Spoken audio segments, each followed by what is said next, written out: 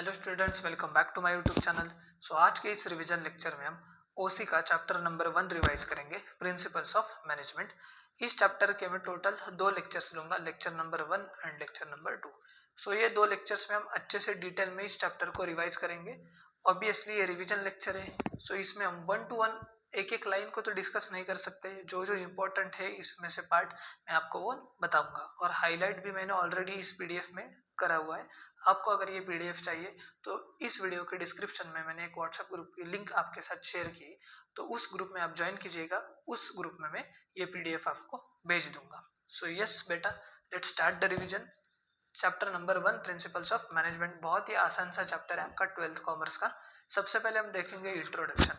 तो सबसे पहले सर मेरे को एक बात बताओ कि मैनेजमेंट का मतलब क्या होता है। मैनेजमेंट जो है वो बहुत इंपॉर्टेंट होता है, क्यों? बिजनेस ऑर्गेनाइजेशंस के गोल्स अचीव करने के लिए management is the key to success in the achievement of goal. कोई भी काम अगर आपको अच्छे से करना है, अच्छे से एग्जीक्यूशन चाहिए, तो उसके लिए प्रॉपर चाहिए मैनेजमेंट। मेरे को एक बात बताओ, अगर मैं क्लास ले रहा हूँ, ठीक है, मेरे सामने 100 बच्चे हैं, तो एज ए टीचर मेरे को क्या क्या चीजें मैनेज करनी होगी। सबसे पहले तो बच्चों को मेरे को संभालना होगा। उनको कोई अगर बात कर रहा है बीच में, तो उनको बताना पड़ेगा बेटा थोड़ा सा शांत रहो। तो क्लास का जो डिकोरम है वो मेरे को मेंटेन करना होगा, बराबर है। कोई अगर डाउट्स होंगे तो वो सॉल्व करने होंगे मेरे को। तो ये सब क्या करूंगा मैं, ये सब चीजें मैं मैनेज करूंगा। इसको क्या बोलते हैं हम? मैनेजमेंट। तो मैनेजमेंट बहुत इंपॉर्टेंट फैक्टर है अगर आपको आपके बिजनेस ऑर्गेनाइजेशंस के गोल्स अचीव करने हैं तो, बराबर। उसके बाद हम देखेंगे कि प्रिंसिपल का मतलब क्या होता है। Principle is defined as a fundamental truth. Fundamental truth का मतलब होता है एक बेसिक फैक्ट और प्रपोजिशन जो कि एक फाउंडेशन सर्व करता है for a system of belief और बिहेवियर और for chain of reasoning. Sir इसका मतलब क्या होता है? फंडामेंटल ट्रूथ मतलब एक बेसिक फैक्ट होता है। मेरे को एक बात बताओ, अगर आपने ऑनेस्टी से काम किया तो आप पे लोग भरोसा करेंगे, बराबर है। तो एक बेसिक फैक्ट, एक फंडामेंटल ट्रूथ है कि बेटा आपने अगर ऑनेस्टी से काम किया, आप लोगों के साथ अगर ऑनेस्ट हो, तो ऑब्वियसली आपके ऊपर लोगों का भरोसा एक बिल्ड होगा, ट्रस्ट, बराबर है। तो ये एक फंडामेंटल ट्रूथ है कि जो कि एक फाउंडेशन है जो सर्व करता है for the system of belief और हमारे बिहेवियर को रेगुलेट करता है। इसको हम बोलते हैं प्रिंसिपल। सिंपल टर्म्स में हमको बताया कि प्रिंसिपल का मतलब क्या होता है। प्रिंसिपल्स मतलब कुछ नहीं, टेक्निक्स होते हैं या तो सिस्टम्स होते हैं कि जो आपको एक डायरेक्शनल रिजल्ट प्रोवाइड करते हैं, जिसको हम बोलते हैं प्रिंसिपल। ठीक है, बस इसमें इतना ही ध्यान रखो आप। अभी हम देखेंगे कि नेचर क्या है प्रिंसिपल्स ऑफ मैनेजमेंट। जो मैनेजमेंट के कुछ प्रिंसिपल्स है उनका नेचर क्या है। मैनेजमेंट प्रिंसिपल्स जो है वो क्यों फॉर्म किए? ऐसे ही फॉर्म किए क्या? नहीं, कुछ तो पर्पज होगा इसका। तो ये क्या पर्पज है उसका? To guide and influence the behaviour of employees. हमारे जो बिजनेस ऑर्गेनाइजेशंस में एम्प्लॉयज काम कर रहे हैं, तो उनको गाइड करने के लिए मैनेजमेंट के प्रिंसिपल्स को डिजाइन किए। उनके बिहेवियर को इन्फ्लुएंस करने के लिए कुछ मैनेजमेंट के प्रिंसिपल्स को फॉर्म किया है, बराबर। तो प्रिंसिपल नंबर 1, नेचर। देखो नेचर क्या है? यूनिवर्सल एप्लीकेशन है। इसका मतलब क्या? सर ये जो मैनेजमेंट के प्रिंसिपल्स है ना, ये एप्लीकेबल है to all types of organisations. आपका बड़ा होगा ऑर्गेनाइजेशन, छोटा होगा, मीडियम साइज ऑर्गेनाइजेशन है, हमको कुछ फर्क नहीं पड़ता, irrespective of their size and nature. मतलब क्या? आप सर्विस इंडस्ट्री में काम कर रहे हो, आप मैन्युफैक्चरिंग इंडस्ट्री है आपका, या कोई भी इंडस्ट्री, फाइनेंस सेक्टर में काम कर रहे हो, सबको मैनेजमेंट के प्रिंसिपल्स फॉलो करने होंगे, तो ही आपका बिजनेस अच्छे से मैनेज होगा, बराबर। इसलिए तो अलग अलग डिपार्टमेंट्स होते हैं ना, फाइनेंस डिपार्टमेंट होता है, फिर लीगल डिपार्टमेंट होता है, फिर एचआर डिपार्टमेंट होता है, मार्केटिंग डिपार्टमेंट होते हैं। ये सारे जो डिपार्टमेंट्स होते हैं, ये भी मैनेजमेंट का एक प्रिंसिपल है, principle of division of work. इसलिए ये डिपार्टमेंट सब एक ऑर्गेनाइजेशन में होते हैं, वो भी एक प्रिंसिपल्स ऑफ मैनेजमेंट का ही पार्ट है। Universal application. दूसरा जनरल गाइडलाइंस है। ऑब्वियसली ये कोई लॉ है क्या रे कि आपको फॉलो करना है मतलब सर फॉलो करना है, ऐसा कुछ नहीं है। आपके हिसाब से आप इस मैनेजमेंट के प्रिंसिपल्स को फॉलो कर सकते हो। Management principles provides general guidelines in tackling the organisational situations wisely. मतलब क्या? ऑर्गेनाइजेशनल सिचुएशंस आप अच्छे से मैनेज करो, इसलिए कुछ गाइडलाइंस आपको प्रोवाइड की है। As well as solving the problems. कुछ प्रॉब्लम्स है तो वो सॉल्व करने के लिए भी मैनेजमेंट के कुछ सॉल्यूशंस इन्होंने प्रोवाइड किए। ये कोई रिजिड नहीं है। मतलब क्या कि आप इसको मॉडिफाई कर सकते हो अपने हिसाब से। आप मैनेजमेंट के प्रिंसिपल्स आपको अपने ऑर्गेनाइजेशन के लिए सेट कर सकते हो। मतलब क्या? व्हेन वी से फेयर रेम्यूनरेशन, अभी एक प्रिंसिपल है मैनेजमेंट का, फेयर रेम्यूनरेशन वाला। तो फेयर का मतलब क्या है? ये वेराई करेगा as per the nature, size and financial condition of organisation. मेरे को एक बात बताओ, अगर फेयर रेम्यूनरेशन का प्रिंसिपल बोला है तो अगर फेयर रेम्यूनरेशन मतलब क्या, जितना बंदे ने उस काम किया है तो उसको उस हिसाब से पैसा मिलना चाहिए। मेरा समझो एक स्टोर है, ग्रोसरी का शॉप है, ठीक है, मेरा ग्रोसरी का एक शॉप है, तो उसमें मैंने एक बंदे को काम पे रखा है, वो 10 घंटा काम करता है।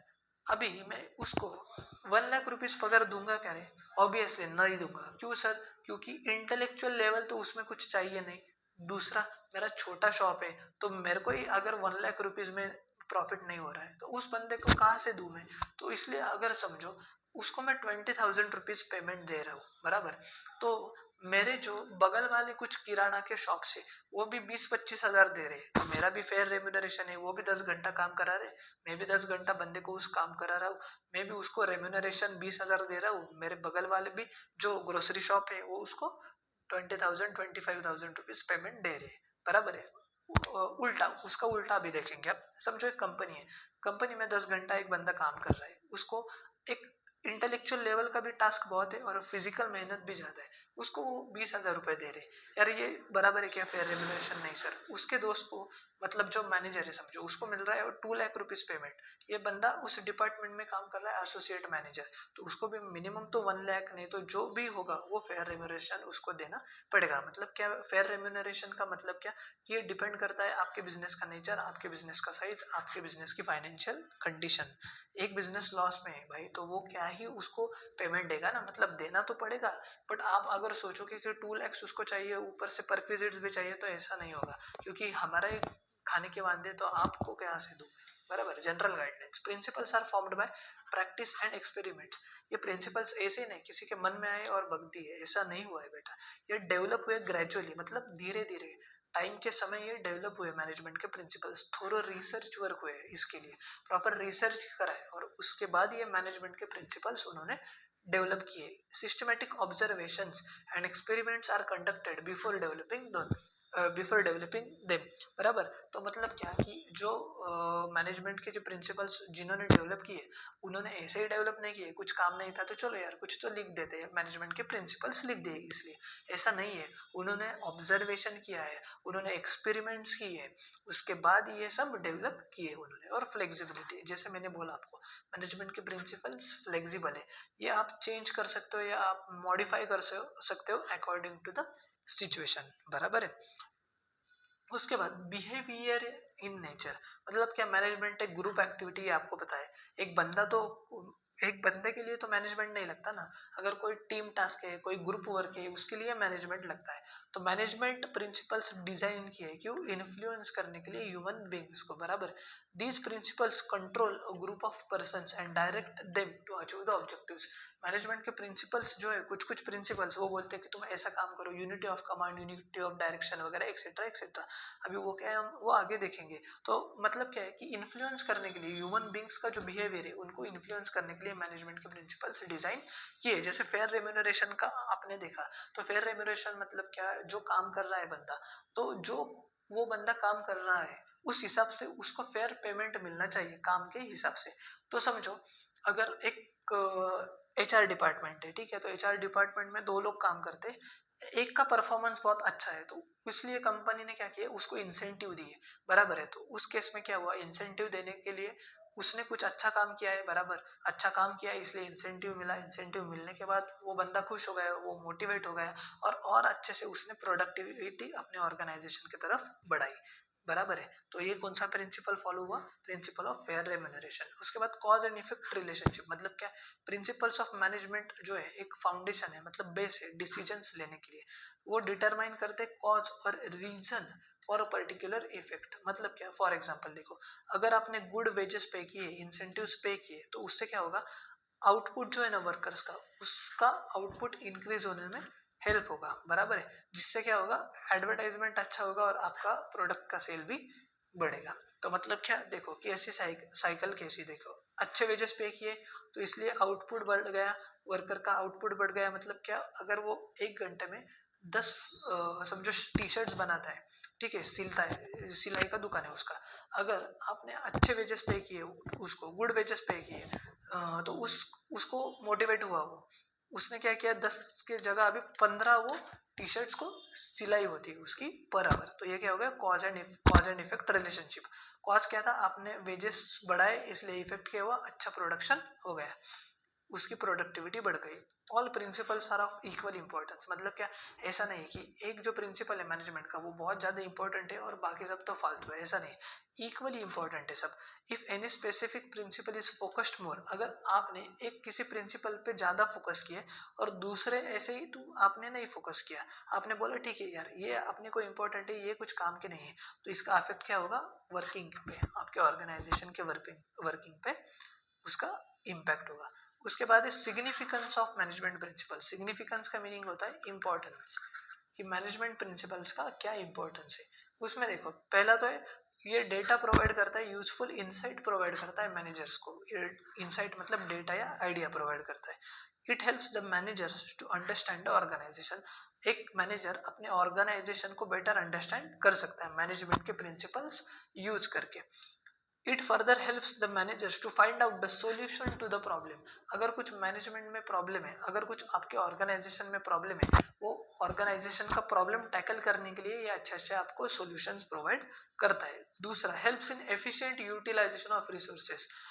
आपको पता है कि ऑर्गेनाइजेशन में दो टाइप्स के रिसोर्सेस होते हैं, एक तो फिजिकल रिसोर्सेस मतलब क्या, मटेरियल आपका, फिर मशीन्स एंड मनी, पैसा, मशीन्स क्यों, काम करने के लिए मशीन्स चाहिए, पैसा चाहिए मशीन्स लेने के लिए, और मटेरियल आपको चाहिए, रॉ मटेरियल क्यों, फाइनल प्रोडक्ट बनाने के लिए। और उन सबको मैनेज करने के लिए ह्यूमन रिसोर्सेस चाहिए, मतलब मैन पावर। तो there are two types of resources in every organisation. Physical resources मतलब क्या, मशीन्स चाहिए आपको, पैसा चाहिए मशीन्स खरीदने, मटेरियल चाहिए फिनिश गुड्स बनाने के लिए। और ह्यूमन रिसोर्सेस मतलब क्या, जो बनाएगा बंदा हो, मतलब मैन पावर तो आपको चाहिए। The basic function of management is to make proper balance between these resources. Management का बेसिक फंक्शन क्या है, सबसे पहले तो ये जो दोनों रिसोर्सेस है ना, उनमें प्रॉपर बैलेंस होना चाहिए। मतलब क्या भाई, आपका प्रोडक्शन कैपेसिटी बहुत अच्छा है, आपने बहुत सारे मशीन्स खरीदे, आपके पास रॉ मटेरियल बहुत सारा है, पैसा है, बट मैन पावर ही नहीं, तो साला बनाएगा कौन, बराबर ना। तो बनाने के लिए तो चाहिए ना। मेरे को एक बात बताओ, डोमिनोज है, डोमिनोज ने बहुत सारे अपने शॉप्स ओपन किए, उनके पास बहुत सारा मटेरियल है, बहुत सारा पैसा है, इसलिए तो शॉप्स ओपन किए, एडवांस टेक्नोलॉजी वाले मशीन है। बट अगर पिज्जा बनाने के लिए अगर मैन पावर ही नहीं है, ह्यूमन रिसोर्सेस ही नहीं है, तो कुछ फायदा है क्या, नहीं। तो प्रॉपर बैलेंस होना चाहिए ये दोनों रिसोर्सेस का। ये क्या है, सबसे इंपॉर्टेंट फंक्शन है मैनेजमेंट का। Helps in efficient utilisation of resources. फिर साइंटिफिक डिसीजंस। बिजनेस ऑर्गेनाइजेशन में साइंटिफिक डिसीजन का मतलब होता है कि सिस्टमैटिक और बैलेंस डिसीजन। सिस्टमैटिक मतलब क्या, प्रॉपर आपने आपका दिमाग यूज करके एनालाइज करके कुछ डिसीजन लिया है। बैलेंस मतलब फेयर डिसीजन लिया है। प्रिंसिपल्स जो है ना मैनेजमेंट के, वो मैनेजर्स को ट्रेन करते हैं क्रिटिकल सिचुएशंस को टैकल करने के लिए या तो हैंडल करने के लिए tactfully. Otherwise the managers have to work always with trial and error method. अभी मैनेजमेंट के प्रिंसिपल्स जो डिजाइन हुए वो कौन से बेसिस पे डिजाइन हुए, पहले तो एक्सपेरिमेंट्स हुए बराबर, और उसके बेसिस पे डिजाइन हुए। तो इसलिए मैनेजर्स को ट्रेन करने के लिए मदद करते हैं कि कोई भी क्रिटिकल सिचुएशन हो, हम इसको ये मैनेजमेंट के प्रिंसिपल्स यूज करके इस सिचुएशन को टैक्टफुली हैंडल कर सकेंगे। नहीं तो क्या होता, अगर मैनेजमेंट के कुछ प्रिंसिपल्स नहीं होते, कुछ फाउंडेशन नहीं होता, तो उस केस में सबको ट्रायल एंड एरर करना पड़ता है, बराबर है। ट्रायल एंड एरर मतलब क्या, चलो ये करके देखते हैं क्या होता है, तो उसका रिजल्ट आपको पता नहीं है, बट मैनेजमेंट के प्रिंसिपल्स है आपके पास, इसलिए आपको इसका रिजल्ट क्या मिलने वाला है ये आपको पता है। थोड़ा ऊपर नीचे हो सकता है बट आपको ऑलरेडी मालूम है। उसके बाद understanding the social responsibility. Management के प्रिंसिपल्स जो है ना, वो डिजाइन ऐसे किए कि सारे जो एस्पेक्ट्स है बिजनेस ऑर्गेनाइजेशन के, उसको कंसिडर किया है उन्होंने। मतलब क्या, ये डेवलप किया नहीं है सिर्फ view point of handling the resources effectively. मतलब मैनेजमेंट का इतना ही काम नहीं है कि जो ऑर्गेनाइजेशन के रिसोर्सेस है उनको अच्छी तरीके से हैंडल करना चाहिए। ये मैनेजमेंट को गाइड करते अपनी सोशल रिस्पॉन्सिबिलिटी अंडरस्टैंड करने में भी। सोशल रिस्पॉन्सिबिलिटी मतलब क्या, मेरे को एक बात बताओ, ऑर्गेनाइजेशन जो ऑपरेट करता है वो सोसाइटी में ऑपरेट करता है, बराबर है। जो समझो एक मैन्युफैक्चरिंग एंटिटी है, फैक्ट्री है समझो, तो फैक्ट्री का धुआं वगैरह जो निकलता है उससे क्या होता है कि जो साइड वाला जो एरिया है उसके आजू बाजू वाला उनका उन पे जो लोग रहते हैं उन पे भी असर होता है बराबर। कुछ लोगों को ऑक्सीजन का प्रॉब्लम होता है, फिर आपको क्वालिटी प्रोडक्ट्स भी उनको देना है। क्यों देना है सर? क्योंकि क्वालिटी प्रोडक्ट्स अगर आप दोगे तो उनकी हेल्थ अच्छी रहेगी बराबर। तो ये देखो, so they can focus on providing quality products at reasonable prices, avoiding artificial monopolistic situations in the market, fair competition and fair remuneration. मतलब आपको अच्छा खासा रेम्यूनरेशन भी देना है, जितना वो लोग काम कर रहे हैं उस हिसाब से आपको पैसा देना है, जिसको हम बोलते हैं फेयर रेम्यूनरेशन। फेयर कंपटीशन मतलब क्या? कोई भी चीटिंग नहीं करना है, कुछ सट्टा खेल के अपने को जीतना नहीं है, जैसे गवर्नमेंट में होता है ना।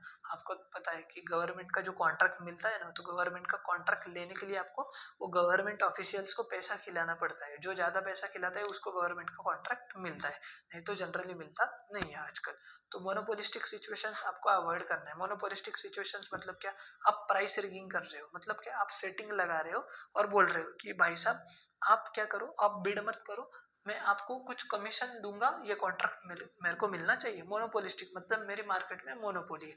तो सोशल रिस्पॉन्सिबिलिटी अंडरस्टैंड करने में भी मैनेजमेंट आपको हेल्प करता है। उसके बाद encourages research and development. Principles of management dynamic है, आपको तो पता है।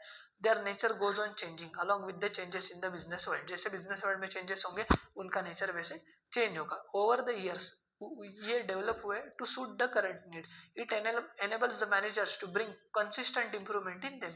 Management adopts new trends at working place automatically. Management क्या करता है? नए जो ट्रेंड्स है वो अपने बिजनेस प्लेस में ऑटोमेटिकली एडॉप्ट कर लेता है। ये जो गाइडलाइंस है वो मैनेजमेंट को मदद करती है to make comparisons of used principles with its expected outcome. क्या आउटकम क्या होगा एक्सपेक्टेड, ये आपको पता चलता है मैनेजमेंट के प्रिंसिपल्स आपने अच्छे से अगर यूज किए तो। If needed management can modify the principles according to the situation. Management जो है आपकी बिजनेस की, वो उन प्रिंसिपल्स को मॉडिफाई भी कर सकते हैं अगर आपके बिजनेस में ऐसी कोई सिचुएशन होगी तो।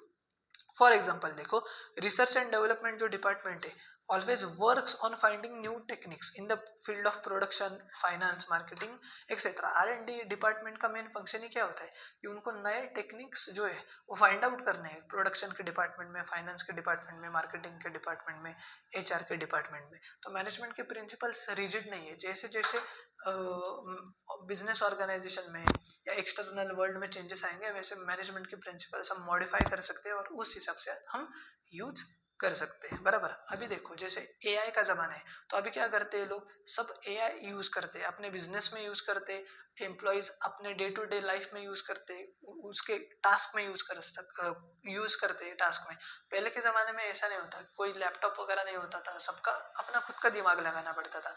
तो उस टाइम मोबाइल वगैरह इतना चलता नहीं था और अलाउ भी नहीं करते थे। अभी इस टाइम में क्या है, जो भी सब चीजें होती है, जो भी काम होता है सब लैपटॉप पे होता है, सब कंप्यूटर पे होता है। अभी AI जो आया है, तो अभी ऑर्गेनाइजेशंस भी ये जो एम्प्लॉयज है उनको AI के बारे में अच्छे से ट्रेन कर रहे हैं लोगों को। तो ये क्या होगा, ये सब हो गया फ्लेक्सिबिलिटी बराबर है। Helps to coordinate and control. Management principles are the guidelines for better coordination and control. Business organisation में लोगों के बीच में बेटर कोऑर्डिनेशन होने के लिए मैनेजमेंट के प्रिंसिपल्स आपको मदद करते हैं, ये गाइडलाइंस प्रोवाइड करते हैं। Develops objective approach. Managers can identify business opportunities, root causes of problems in correct manner, and can provide appropriate solutions on it. It builds confidence in the minds of managers. Management के principles आपको एक objective approach provide करते हैं। ये क्या करते हैं, आपको business opportunities identify करने में मदद करते हैं। root causes क्या है problems के, ये problem क्यों arise हो रहा है, उसका main reason क्या है, root cause क्या है बराबर है। appropriate solutions provide करते हैं आपको। इससे क्या होता है कि confidence build होता है managers के माइंड्स में। ठीक है, इजी एकदम। देखो हमने जो है ना, वो हमने बहुत सारे आधा चैप्टर तो ऑलरेडी हमने डिस्कस कर लिया है। अभी हमारा आधा चैप्टर बचा है, थेरीज ऑफ मैनेजमेंट। उसमें दो है, अपना जो हेनरी फेवल है ना, हेनरी फेवल, और अपना दूसरा जो है फ्रेडरिक टेलर। अभी दो ही बचे हैं हमारे।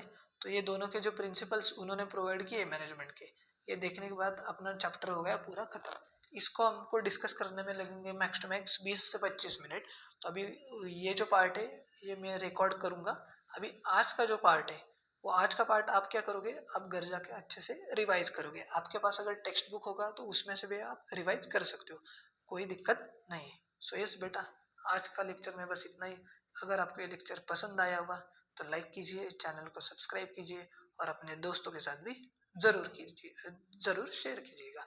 और एक बात भूलिए मत, सर प्लीज़ आपको अगर ये लेक्चर पसंद आता होगा तो एक कमेंट भी अच्छे से करते जाइएगा, जिससे क्या होगा कि मेरे को भी एक कॉन्फिडेंस मिलेगा, मेरे को एक मोटिवेशन मिलेगा और मैं ऐसे ही यूट्यूब पे आपके लिए सारे फ्री में रिवीजन लेक्चर्स अपलोड करवा दूंगा।